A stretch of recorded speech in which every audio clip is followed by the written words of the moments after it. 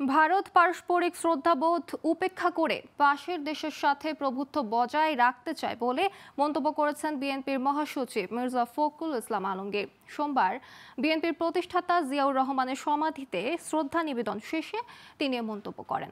অন্তর্বর্তী সরকার কি কি সংস্কার করবে তা জনগণের সামনে তুলে ধরা উচিত বলেও উল্লেখ করেন বিএনপির মহাসচিব। বিস্তারিত আওলাদ বাবলুর প্রতিবেদনে। মহিলা দলের ৪৬তম প্রতিষ্ঠাবার্ষিকী উপলক্ষে সকালে শেরেবাংলা নগরে বিএনপির প্রতিষ্ঠাতা ও সাবেক রাষ্ট্রপতি জিয়াউর রহমানের সমাধিতে শ্রদ্ধা জানাতে দলের নেতাকর্মীদের সাথে যোগ দেন মির্জা ফখরুল ইসলাম আলমগীর।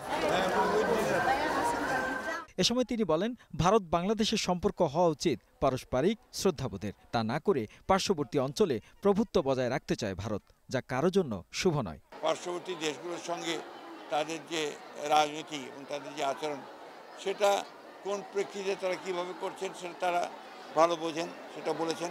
কিন্তু দুর্ভাগ্যজনকভাবে আমরা দেখতে পাচ্ছি শুধু বাংলাদেশ নয়, পার্শ্ববর্তী দেশগুলোর সঙ্গেও ভারতের সম্পর্ক খুব ভালো যাচ্ছে না।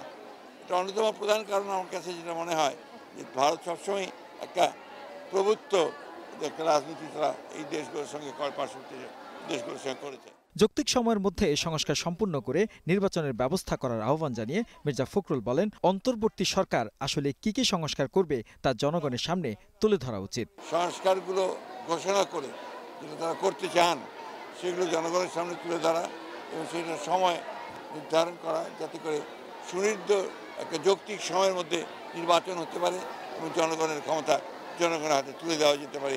অন্তর্বর্তী সরকারের সঠিক সংস্কারে জনগণের ক্ষমতা জনগণ বুঝে পাবে বলেও আশা করেন বিএনপির মহাসচিব।